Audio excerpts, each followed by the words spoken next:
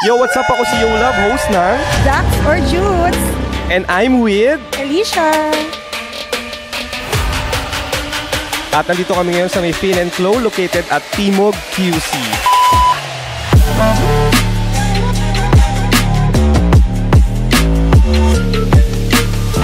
May one question lang ako sa iyo. Game ka ba? Yes. My question is, have you tried? Yes naman. Ang bilis sumagot. Ngayon, curious yung mga viewers, paano nangyari yung baka pwedeng ikwento sa amin? Nasa outing kami. Partner ko siya. Nagpasama ako mag-CR. After nung pagpasok ko sa CR, naiwan ko yung pinaka-pang-scrub ko. Sabi ko, pwede bang paabot muna yung pang-scrub? Tapos bigla siyang pumasok. Sabi niya, baka naman kasi kagabi may kasama tayo sa room. Tapos ayun, yun na. Wait lang. Minutes lang. Ganun kabilis yung... Oo. Wait lang. Curious yung host. Saang CR ba yan? Resort siya eh, sa Batangas. Resort, reunion, anong eksena no? Family reunion. Family reunion, so nandun ang mama, papa, kapatid mo, ganon. Hindi man lang kayo nahiya na baka mahuli kayo sa CR. Alam mo yung yung ninja moves. Binuksan namin yung dito.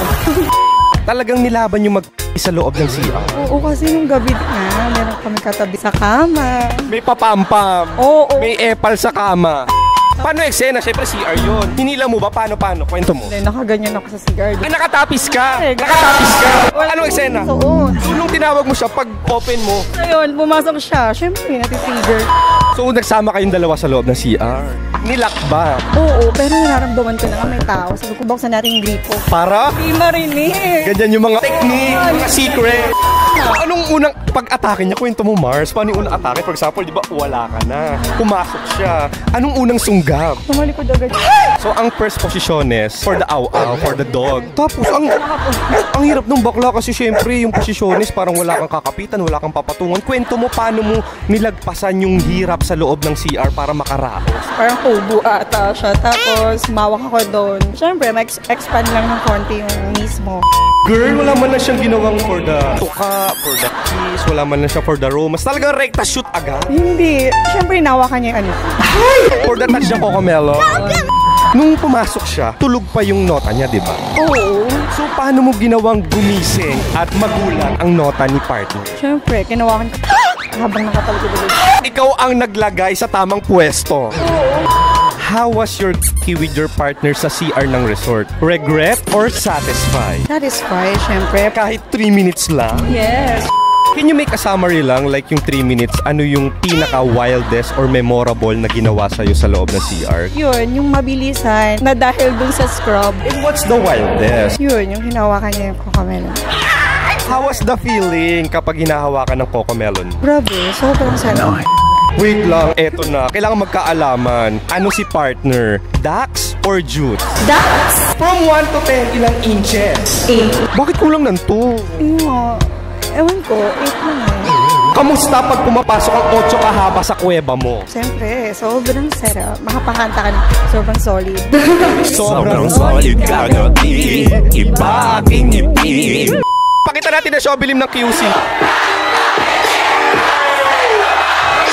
Ano hindi mo makakalimutan na word na sinasabi ni partner habang chinuchok-chak-chenes ka? Sarap mo. Nung sinabihan ka ang sarap mo, anong reply mo, ate girl? Siyempre, lalo ko naman. Eto na for the finale. Exploding na, lalabas na. Saan ginutok ni partner? Sa Gedli lang. Ba't hindi sa'yo takot ka ma-jaunties? Eh, may iba namang option like sa dibdib, sa Cocomelon, or pinakamaganda sa bibig. Huwag kang pasok! Bakit ayaw mo? Ayan na! Wala na kasi, parang nadatense ako pag may tao eh. Tapos for example, nakaluhod. Natry ko na yun. Talaga? Totoo? How was the feeling kapag jumutok mo sa bibig? Anong, kwento mo naman like anong lasa, maligamgam, mabalamig, mainit, kwento mo. Sa kanya kasi walang lasa, tsaka wala kami. So nung umano sa dila mo, anong feeling parang, okay lang, kasi ang sarap na eh, after nun eh. for the lunok ka ba or dura? Hindi, kasi more on dito lang sa around. Ay! For the skincare! Siguro tuwan-tuwa si Bebe Boy mo. Art. Gusto nila yung mga ganyan, mga boys, diba? Ikaw, gusto ba yun? Gusto ko ako yung ginag...